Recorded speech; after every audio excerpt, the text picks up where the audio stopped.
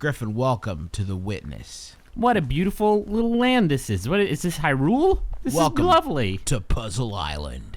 Oh, man. That's the original title that Jonathan Blow said was too extreme. The original title was Logical Island of the Zoombinis 2, Getting Dirty. This is like the PR people for this game were really super.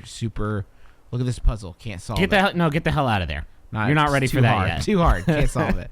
Look, Dip.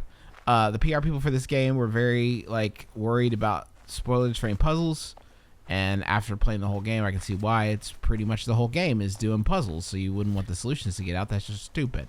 Yeah. But here in this video, just kind of setting it up, you're going to see some of literally the first 10 minutes of things and some very basic puzzles. The Witness is sort of a game about puzzle vocabulary. It's sort of about developing what the rule. They're maze puzzles. They're all maze puzzles, but there are rules about how you can complete the maze puzzles, right? You got to keep the black dots and the white dots separated. Well, gosh, Junior, yes. I mean, yes, that is right. But I'm just saying, I haven't played this game before. This is my first exposure to The Witness, and I just solved it. Nope, you goofed that one up. I goofed it up on purpose, Griffin. This is after I've solved the game. I'm like a puzzle genius at this point. Oh, you're feigning. You ever heard of Puzzle and Dragons? I'm the dragons. Okay. That's me, okay? I know how to do this. I'm demonstrating. But this is how you're demonstrating. This is how an idiot might do it. Yeah, I'm demonstrating how a child might play The Witness. It's demonstrating for you this is how The Witness works. It takes a very basic rule and it unpacks the knowledge of what that rule means and what the symbols on that mean. A lot of times you'll come across symbols that you don't have the vocabulary for. You wouldn't know how to begin to solve it. It all follows the basic construct of it being it's disciplined in that it has to be a maze puzzle. But other than that, it takes that base conceit to every possible logical extreme. There's no solution to this one. This is actually the end of the game, as you can see. Wow, I heard this game is pretty long. I guess that was just another live from the liberal media. Oh my God, he defied the odds. Holy shit, no way. Yeah. So what you said is just puzzles, but there's more to it than just puzzles, right? There's probably some exploration and storytelling and stuff outside of the maze puzzles. No, it's pretty much puzzles. I mean, there are audio logs that you can find that are quotes. They're people reading quotes from history about God and science. There's definitely some I heard the term and I kind of hate it, but it's very useful. Plotmosphere before, if you've ever heard that, oh, I hate that too. It's really bad, but it's very useful in that, if you looked at the things in this world, you would understand some sort of narrative about what happened in this world. But it's very, very opaque. It is not at all specific. So but mechanically speaking, it is just maze puzzles. But it contorts that singular conceit in every possible fashion. See how long it takes you to crack this one. Oh, I've already got it. You just go right through it. Don't touch the dot. Oh no, you have to touch all the dots. Shit, this changes everything. Yes, it is a very hard. Did you find that cerebrally rewarding? It seems like maybe that would get repetitive after a while. You know what? It's kind of hit or miss for me. I mean, when you're on point and you're clicking with The Witness, when you're getting what it's trying to lay down for you, it is very satisfying, and you feel very smart because it does not hold your hand. It refuses to hold your hand. But there are sometimes when it doesn't. I just wasn't getting it. You know what I mean? I'm not a smart man.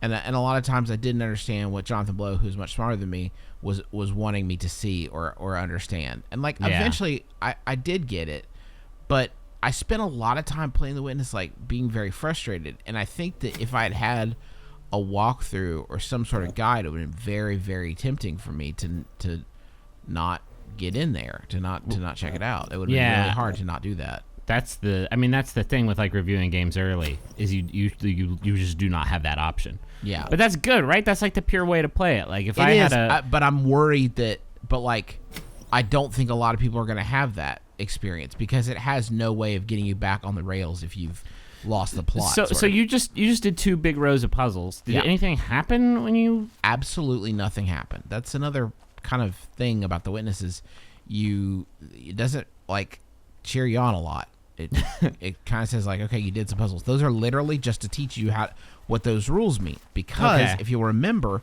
when we first came in, we saw this crazy puzzle, right? Right. Where Well, it's now like, you. Oh so my now god. now you understand it, but that it's that kicks shit up to like so many notches. Yes, it does.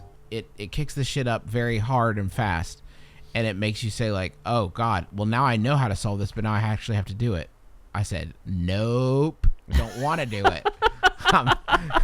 Don't want to do that. And that's sort of something that bothers me about The Witness is like yes, getting the rules is fun. Like, but sometimes applying them is like, I don't want to, please don't make me, I don't want to do it. Yeah. It's gorgeous to look at. It's like, it's very, I love all the like, a lot of bold, big colors that I think got AAA games especially sort of shied away from recently. This is another take on that. It's a mirroring thing. It's neat. So some puzzles just change the environment based on when you solve them, right? I think you were telling me about like a bridge you had to make out of puzzles. Like, how else do they mix it up? No, what do you mean? No, not a like. There sometimes you can like trigger a sometimes you trigger a platform raising or lowering based on a puzzle. Okay. Sometimes, but more commonly, you're just activating the next puzzle to like you can see up there, this wire, if you followed it, would connect to a gate that you would eventually open by solving the puzzle that's connected to it. Can you go anywhere you want right from the beginning of the game? Is it like... Broadly speaking, yes. Have no idea about the obelisk. Well, I do, but I don't want to say. You can, broadly speaking, go anywhere you want. It's sort of like sectioned off into different areas. You can see, like, this is a section here. Like, this is a sort of like sand temple area, like that you can finish that area and it does a thing, and like it's segmented off that way. So like broadly speaking, you can go to those areas from the beginning. Yeah. How much like old school? But like, a lot of it's like you don't know the rules to get through. So how much like old school Myst like note taking were you doing? Like like a lot. There's a lot of Myst note taking. There's a lot of like taking pictures with my camera to compare later, like because I didn't, I was worried that I would lose like a combination or whatever. See, that seems hugely satisfying to me. Look at this. Look at this here. What does that mean? No, guys. What does that mean? You got no clue. I mean, I know, but yeah.